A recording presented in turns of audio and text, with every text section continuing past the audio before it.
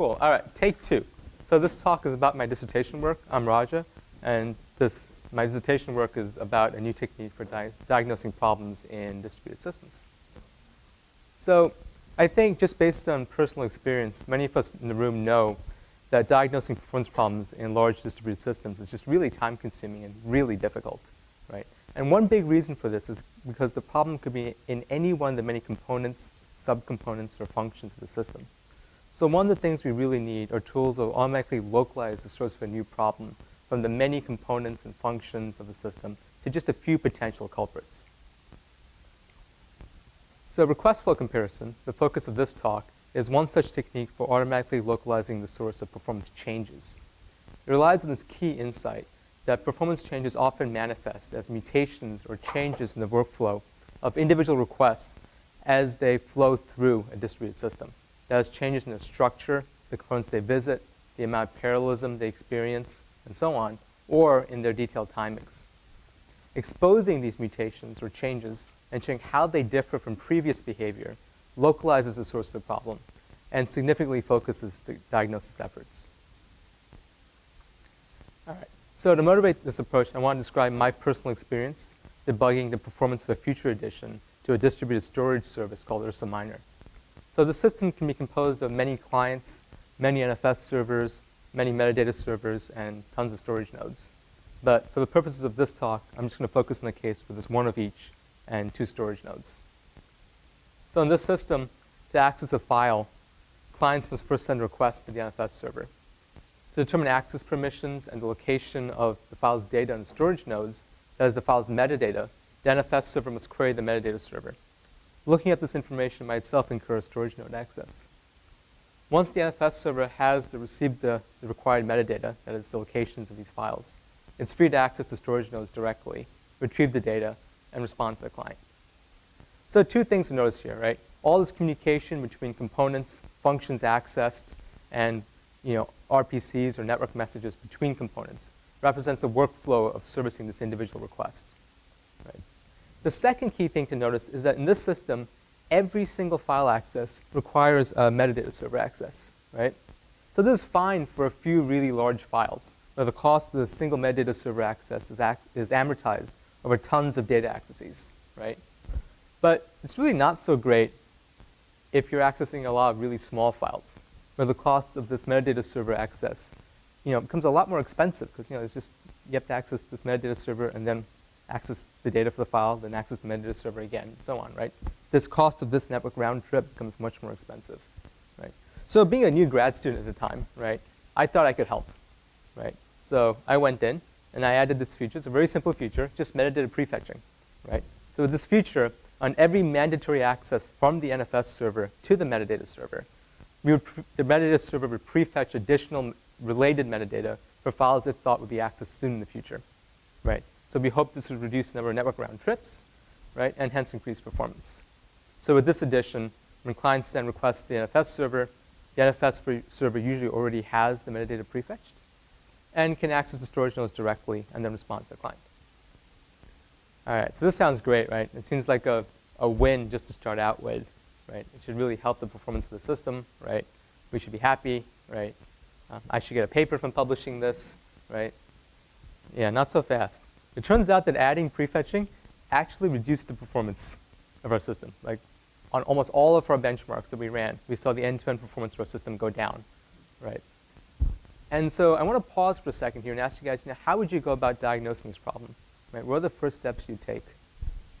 Maybe you'd analyze some logs, look at performance counters, right? Add printfs, right? Step through GDB code, tear your hair out, I don't know. All right, so here's my initial solution. And this is not the most optimal thing, so I suggest you guys don't do this. First, it was to work really, really hard. This guy is drinking coffee. In my case, it would be lots of Diet Cokes. Second, is to give up. And third, it was to convince myself that I was never, ever going to graduate. And I'm happy to say this actually happened. I did graduate. So this scenario did not play out, luckily. On the other hand, I could have saved myself a good deal of headache. If I had this request flow comparison technique, it would have immediately identified the mutation or the change that caused the problem. It would show that certain requests observed after the future addition which accessed the metadata server, incurred many database locks and unlocks, several levels of abstraction below where the prefetching functionality was actually added. It would show that this locking behavior took a significant amount of time, about a third of a millisecond here. It will also show this mutation, this mutation's precursor, that is the flow of the same request before the future edition. It would show these requests incurred many fewer lock accesses, right? You see here, less bubbles, right? And perhaps comparing these two would have helped me understand what the root cause was. That the cost of the extra database lock accesses outweighed the cost savings due to prefetching.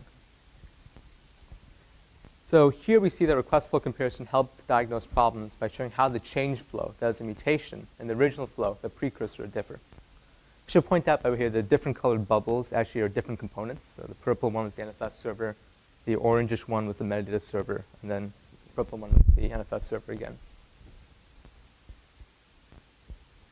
So in summary, this approach of comparing request flows identifies distribution change in request structure, as the components visited by requests, the amount of parallelism seen, and so on, and in their timing. So it differs from anomaly detection techniques that tend to aim to identify very rare request flows that fall on the tail of some distribution. Now, the request flow comparison cannot be used to diagnose all sorts of problems. For example, why performance has always been slow in your system. It does have lots of use cases. For example, it can be used to diagnose regressions by comparing request flows from before the regression with after. It can also be used to diagnose degradations in performance over time. You could imagine extracting the first 1,000 requests seen by a distributed system, comparing to the last 1,000 for some workload, and to understand why performance of that last 1,000 is so much slower. A final interesting use case is that request flow comparison can be used to eliminate the distributed system's root cause of the problem. You can imagine comparing request flows from before a performance problem and after observing the performance problem, and finding that there seems to be no change in request flows. And perhaps that would provide developers with the intuition necessary to eliminate the distributed system's root cause and focus their efforts on other external factors, for example, competing processes or environmental factors. So finally on this slide, to obtain the workflows of how individual requests are serviced, request flow comparison builds on end-to-end tracing techniques, which are an efficient way to capture causally related activity as a workflow of individual requests as they're serviced by a distributed system. So efficient end-to-end tracing has been a very active research area for the past 10 years, and I'll talk a tiny bit about this throughout the talk. So here are the key contributions of my work on request flow comparison so far. So the first set of contributions include the request flow comparison workflow, heuristics and algorithms for implementing it in a tool called Spectroscope, and case studies of using Spectroscope to diagnose problems in Ursa Minor, which is the distributed storage service I showed you earlier in this talk, and in certain Google services. Many of the problems we diagnosed were real and previously unsolved. This work was published at NSDI a couple of years ago and forms a good portion of this talk. A second contribution is a user study that identifies what visualizations are best for presenting request flow comparison results. Like other diagnosis techniques that focus on diagnosing complex new problems, request flow comparison cannot automatically identify the root cause of a new problem. Rather, it narrows down the list of potential suspects from all the components and interactions in the system to just a few potential culprits, and relies on developers to take that last logical leap from the localized results to the root cause. So it's really important for request flow comparison in any diagnosis tool, really, to present their results as clearly as possible so developers can quickly look at them, understand them, and take action. Right. So I'll talk about visualization a little bit in this talk, but for more details, check out our Infamous 13 paper. So a third contribution is design lessons for principled tracing. Despite the strong interest in end-to-end tracing, which is what is used to capture causally related activity in a distributed system and obtain these request workflows, there's just too little information out there to guide designers of new tracing implementations. Most problematically, existing literature tends to treat end-to-end tracing as a one-size-fits-all solution for many different use cases. But our experiences don't bear out this one-size-fits-all assumption. And some tracing implementations designed with this really general notion in mind have actually failed to live up to their potential. So based on our experiences, we put together a paper that distills the key design axes of distributed systems tracing, or end-to-end tracing, and Also, which describes the design choices that one must make for various important tracing use cases. For example, diagnosis versus anomaly detection, or tying the work done deep down in the system to the original client who submitted it. All these are different use cases, and it turns out they all need different tracing infrastructures, or tracing infrastructures that have made these different design choices. So this is just a quick advertisement for this work. I won't talk much about it, but for more details, please see our TR. All right, so next I want to spend some time discussing the algorithms and heuristics I used to implement request flow comparison in Spectroscope. Here's request flow comparison's workflow. It takes as input request flow graphs that shows the workflow of individual requests as they're serviced by a distributed system during a non-problem period and a problem period. It groups requests with similar performance from both periods into the same category.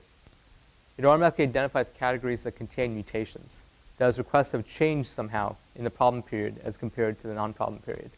We consider two types: those that have changed in structure, called structural mutations, and those whose only discernible change is in latencies, called response time mutations. It ranks categories containing mutations according to their effect on the overall performance change. And finally, it presents both categories containing mutations and categories containing mutations' original flow during the non-problem period in a visualization, right? By the way, the original flows are called precursors again, right? It presents this to the developer. Comparing mutations and precursors localizes the source of the problem to just the changed areas. All right, so first, let's start by looking at how we obtain the request flow graphs. So, sure, go ahead. What is a mutation? What's the definition of mutation? So a mutation is a request flow that's changed somehow during the problem period. Right? So it's a request that is somehow changed. Perhaps it visits a different function, right? Perhaps it sees more parallelism, right? Then the same flow during the non-problem period, right? Basically, the structure of the flow. Yeah, so one option is that structure could have changed. Another option is that the timings could have changed significantly, right? So you could have the same structure, but you could have just gotten slower. What is the precursor? Right, that's the corresponding original flow, right? Any other questions? All right, so to obtain request flow graphs, we use end-to-end tracing, which has been described extensively in previous research and is now used in several production environments, for example, at Google and Twitter. As I discussed before, key design decisions dictate whether traces or graphs created by end-to-end tracing will be useful for diagnosis. That is, show the properties I described that are needed for these use cases. This slide just provides a general overview, right?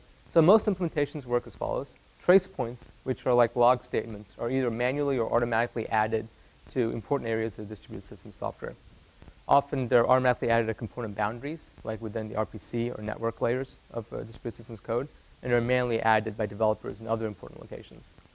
During runtime, the tracing infrastructure assigns an ID to each request that allows it to track the trace points accessed by individual requests. Later, this ID can be used to reconstruct graphs showing the flow of individual requests through the distributed system across every component.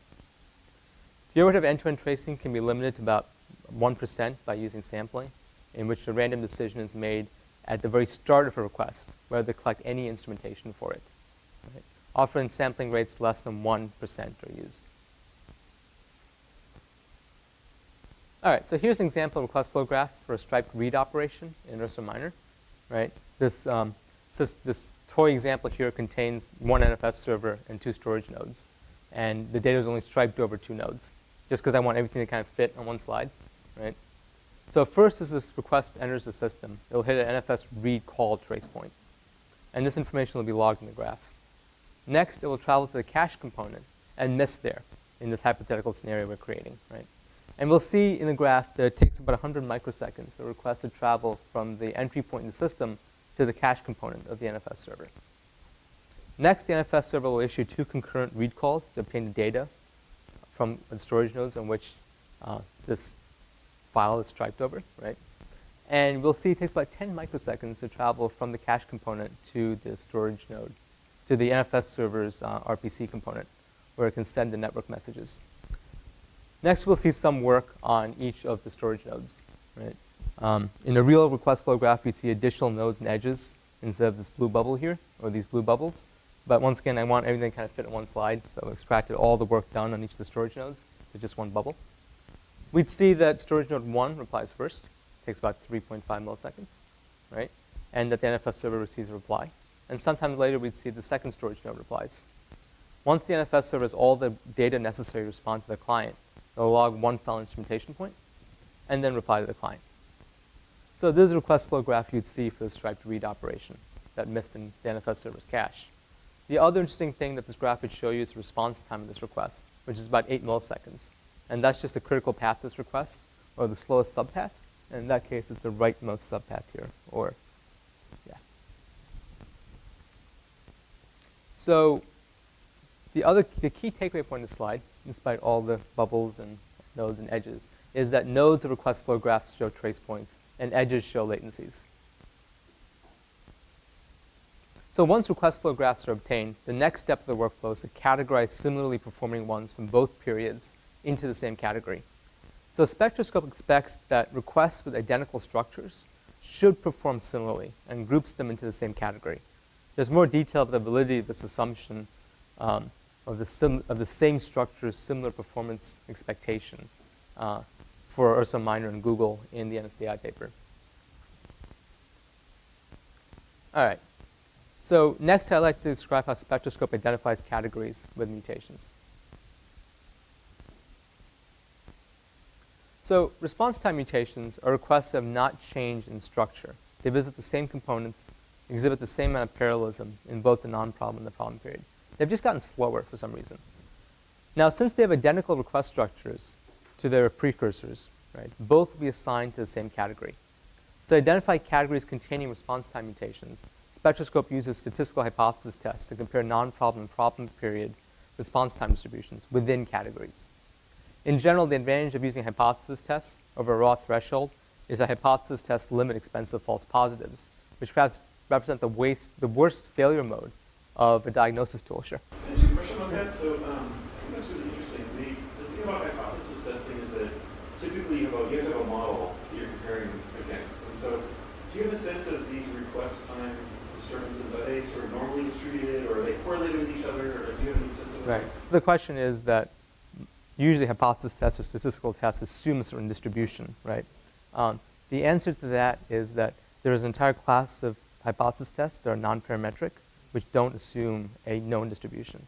And the trade-off is that you give up some power in the ability of the test to detect differences for the ability to use them more generally, right? And so we use a non-parametric test. A more detailed answer is no, the response times do not exhibit like well-known distributions, right? So let's see here. Where was I? So as I said, in general, the advantage of using a hypothesis test over a raw threshold is that hypothesis tests limit expensive false positives. And when I was at Google, this is something they drilled into us, and that was that if you have an automated tool, don't have the tool tell us an answer unless it is absolutely sure, right? So as far as they were concerned, false negatives were more acceptable than false positives. Because if you have a false positive, you're telling someone to go out and investigate something that may or may not be true, right? Or actually, in this case, it's not true. So make sure the tool is sure. And so hypothesis tests kind of guarantee this by limiting your false positive rate to a certain set threshold. So here's the empirical response time distribution of requests contained in the same category. The response time distribution of non-problem period requests is shown in green, and the request time distribution of problem period requests is shown in red. So here it's really obvious that these are different distributions, right? They have very different means, right? Their variance is really low. They don't overlap much. And here the hypothesis test will be very sure that these two empirical distributions represent different underlying distributions. And so we'll mark this category as containing mutations. The second category is very different. We see here that the means of both distributions from requests assigned to this category from the non-problem period and the problem period are very similar. Their variance is really high. They overlap a lot, right? Just not sure. Are these things different things or the same distribution, right? They just differ due to natural chance, right? We're not sure here. So in this case, we will not identify this category as containing mutations. All right, so here's an example of a category that contains only response time mutations. It's a read request that accesses the storage node. And after degradation, it takes about 1 millisecond to execute. And after the performance change, it takes about, after performance change, it takes 1 millisecond to execute. And before the performance change, it took only 100 microseconds, right? So in addition to identifying these categories containing response time mutations using hypothesis tests, spectroscope will localize the source of the problem by using the same hypothesis test to compare the edge latency distributions between non-problem and problem periods. So here we'll identify the work done on storage node 1 as responsible for the slowdown. And as a spot, developers should really start their diagnosis efforts.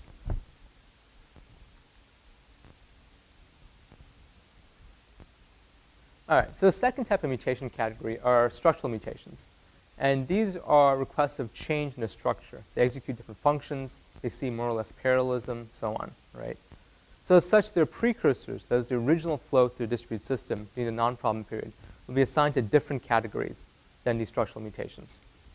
So to identify categories containing structural mutations and precursors, spectroscopes assumes that similar workloads are run in both the non-problem period and problem period, right? Similar but not identical. So categories containing more problem period requests than non-problem period requests must contain structural mutations. And categories containing fewer problem period requests than non-problem period requests must contain precursors. So now, once we know the total set of categories containing structural mutations and precursors, right, we still need to determine which precursor category is likely to have turned into or donated requests into which structural mutation category in the problem period. So for the precursor category shown on the screen, we need to figure out, well, it's decreased by what?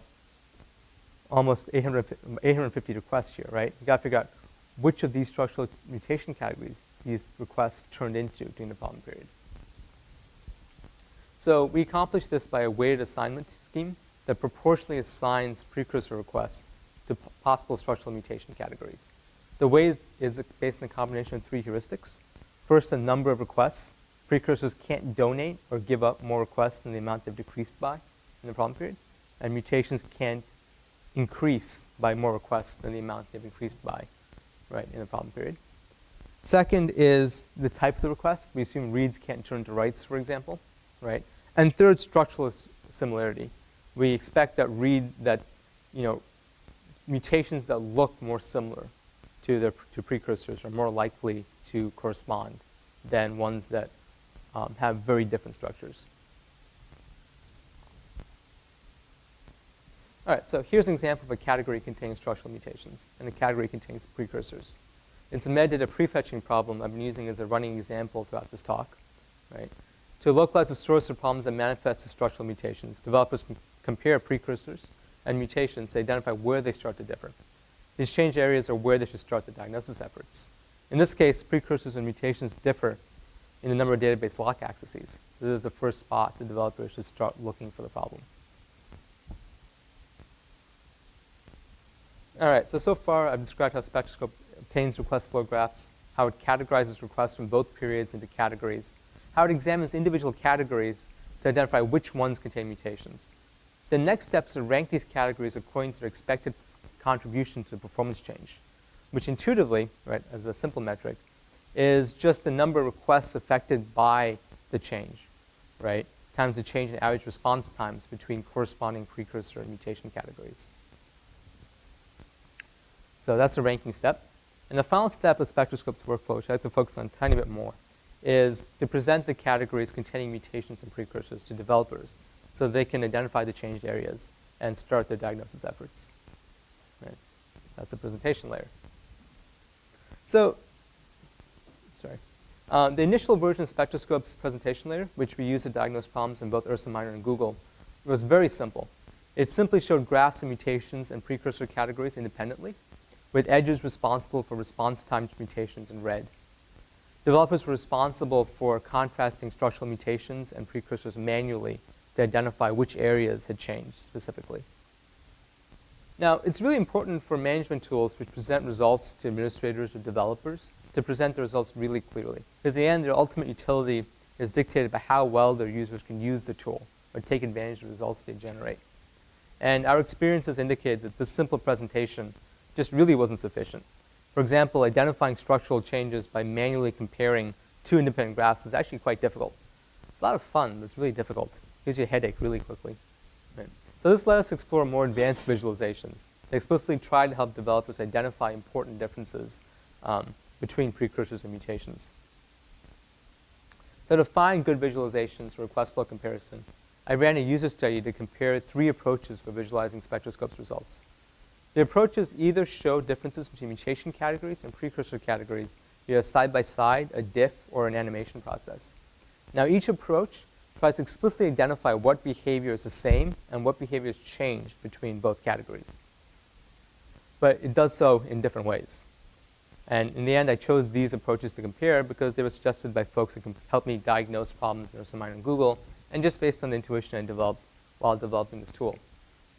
So the user study I ran had 26 participants. 13 were professionals from Google and were former developers of Ursa Minor, and 13 were graduate students. And all of them asked the participants to find important structural and edge latency differences in corresponding precursor and mutation pairs for 3 real problems. In the end, what we found is that each of the approaches actually has different advantages and drawbacks, and that different approaches are better for different types of problems. So this suggests perhaps a visualization layer that switches visualization approach based on the type of problem that's observed. And for more details about this, please see the InfoVis paper. All right, so just for fun, I want to quickly show, I hope this works. I want to show a picture of an animation approach for a structural mutation that results in an extra RPC that actually slows down performance. So hopefully this will play. Yes, it's playing. This is great. So what you're seeing here is that we're changing from the precursor category, that's the original flow, to the mutation, the after category. And as we're switching, the request is either getting longer or shorter, indicating it takes more time. And we see this extra RPC, this extra thread of activity occur, which seems to be making the request longer, right? So for this structural mutation, this animation process very quickly teases out where the differences are and how it affects the overall request flow. Right? So where are the latency numbers for that? Yeah, so we don't explicitly put in latency numbers in this visualization. They're actually shown by the length difference between individual trace points, right? Now, you might say that we should have latency numbers. I agree with you. This is the output of our user study, where we were trying to focus the participants on aspects of this tool we were interested in. So we explicitly avoided showing latency numbers to kind of avoid them focusing on it, right? We didn't want them to use the latency numbers to try and figure out, what was going on. We want to see how can we create the visualization so that the differences kind of show up. So in this visualization, it seems like RPC call is being done in parallel with Yes. the other requests. So, I mean, just by looking at it, it looks like it may not be a bottleneck because it's being done in parallel with Yeah, but it's done in parallel. But what's going on is that if you saw the entire request flow, you would see that there's a synchronization point at the end, and so you have to wait for the slowest one. And in this case, the new RPC call is much slower. So that's slowing down this class of requests here. Do you have any sense of how to, is there a way to get back to the source code from the trace? Like, could you click on one of these items and have it go to the source code where that? You can go back to the instrumentation point, yeah. It's usually, yeah, it seems like you like, wait, what's calling this thing? And then we probably like get it. Yeah, I mean, it's pretty easy to embed in like source code information into the trace points. So I just like showing this slide because I like having something move on my slides, right? All right, so next we're going to get to the fun part of this talk, which is case studies of using spectroscope to diagnose real problems in Ursa Minor and in Google services. So to demonstrate request flow comparison's effectiveness, I used my implementation of it in spectroscope to diagnose 8 problems in Ursa Minor and 2 Google services, right? So 8 problems total. 7 of these problems were real problems, and 6 were previously unsolved. 1 real problem had been previously observed in Ursa Minor and was re-injected to kind of show spectroscope's effectiveness for it. So many of my experiences using spectroscope are qualitative. They're real experiences of debugging real problems. They demonstrate how request flow comparison fits into developer workflow when debugging new problems. But for the Ursa Minor case studies, I also obtained quantitative metrics describing the quality of spectroscope's output for each problem. Specifically, I measured the percentage of the top 10 results it outputs that were relevant to helping diagnose the problem, and a percentage of the total results it generates that are relevant to helping diagnose the problem, right? So the first metric is the most important one, right? Because developers will naturally investigate the highest ranked metrics first. It's kind of like searching on Google, right? It's not so important the 100th ranked metric isn't relevant as long as the kind of very first one is the one you click on immediately, right? But to kind of get an overall sense of the quality of spectroscope's output, I also included the second metric, that is the percentage of all results that were relevant. So relevant results, by the way, are ones that were useful for helping us diagnose the problem. So for the previously undiagnosed problems, I used spectroscope to diagnose the problem, to localize the root cause. And then once the root cause had been identified, I'd go back and mark off each of spectroscope's results as relevant or not relevant based on what we'd actually identified as the root cause. All the Ursa Minor problems were diagnosed in the 5-instance instantiation of Ursa Minor with one NFS server, one metadata server, and 2 storage nodes. One dedicated to storing data, and the other dedicated to storing metadata. So this is the configuration for Ursa Minor's nightly regression tests and the environment in which all the Ursa Minor's case study problems were observed. So I should point out that diagnosing problems observed in regression tests is a great use case of spectroscope because it creates really well-defined non-problem problem periods. So here are the quantitative results for the 6 problems we diagnosed. The text on the x-axis are the names of the problems. The blue bars show the percentage of the highest of the top 10 results that were relevant, and the green bar shows the percentage of all results that were relevant. So, and by the way, I'm not sure if I said this, but the x-axis shows the different problems. The names aren't important, just that they represent different problems. So in general, our results are relatively good, right? In the best case, 100% of both the top 10 results and all results were relevant. And in some cases, the results were slightly worse. So in the case of the creates problem, for example, only 40% of the top 10 results were relevant, and only about 36% of all results were relevant. So what's going on for this creates case, and also for this prefetching case? Well, it turns out there was actually a separate competing problem in the system that showed up in the results, right? And so spectroscope is showing the output of both of these, of the results of both of these problems in its results, right? And so when marking off the results as relevant or not relevant, I actually conservatively marked the results that demonstrated or showed the other problem as not relevant for this specific problem when showing the results. All right, so to help you understand how I obtain these quantitative metrics and give you an idea of how spectroscope fits into the overall workflow for a developer in debugging a problem, I'm going to next provide a quick qualitative description of how we debugged one performance problem, right? I already described the prefetching problem. That's kind of the running example I've been using since Slack 3, right? So I'd also like to describe this configuration problem here. All right, so what we observed is after a large code commit, we observed this huge slowdown on lots of key benchmarks. And so the question was, what aspect of this commit was causing the slowdown, right? And so we ran spectroscope to compare request flows from before the commit to after the commit on a few of our large benchmarks. And spectroscope immediately identified a bunch of categories that contain mutations. Examining them showed that most of these were structural mutations, and most actually demonstrated the same change.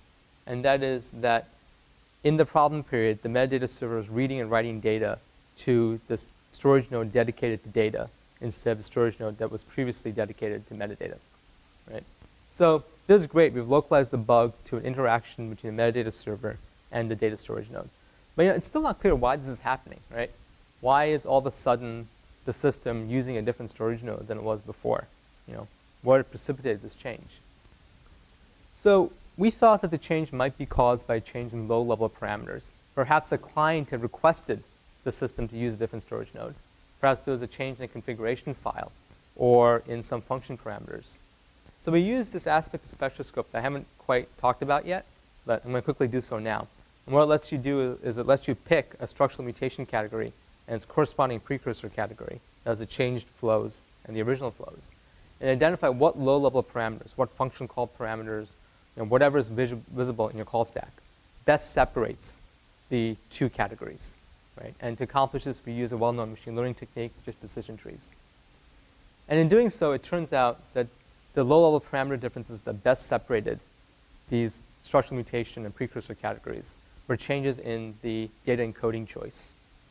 Now, this localized the root cause to one of two configuration files, where these values were set. And it turns out this was actually a root cause. It was a change in an obscure configuration file that literally no one ever changed in the system, right? The developer had changed it for testing, right? And then forgot to change it back. The weird thing about this configuration file is that it actually did not live in the version control system. It lived in a long-lived directory somewhere. So even exhaustively going through all your CVS commit logs would not have kind of helped you find where this problem was coming from. All right, so I want to discuss some future work, and then I'll conclude. So I think this research leads to several avenues of future work. Most importantly, I think it's important to consider how to extend request flow comparison to directly identify requests or processes competing with each other for resources. So resource contention is bound to be really common. It is really common in shared machine environments. So it's important that request flow comparison be extended to directly identify it. I also think it's important to incorporate more domain knowledge into request flow comparison tools, or really any diagnosis tools that's meant to operate on systems with many components, right? So, for example, when I was at Google, we observed that no single development team is kind of likely to be familiar with the entire system, right? So a person looking at request flow comparisons results and seeing that there's some change structure that slows down the system, several levels of abstraction, several levels below, the component they're responsible for, or the service they're responsible for, might not know whether that's actually a problem or just expected rare behavior. It might just be Bigtable doing some weird compaction, and you're just paying the price for it, right?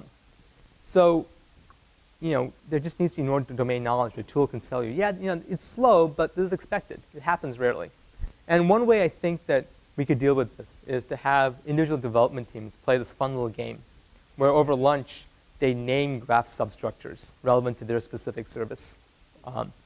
Then you can imagine this tool putting together these individual names to give you a semantic name for each graph, right? And a notion of whether that graph is expected or unexpected. Finally, automation techniques, such as those for diagnosis or other management tasks, often need the underlying distributed system to satisfy certain key properties, namely predictability or low variance in key metrics.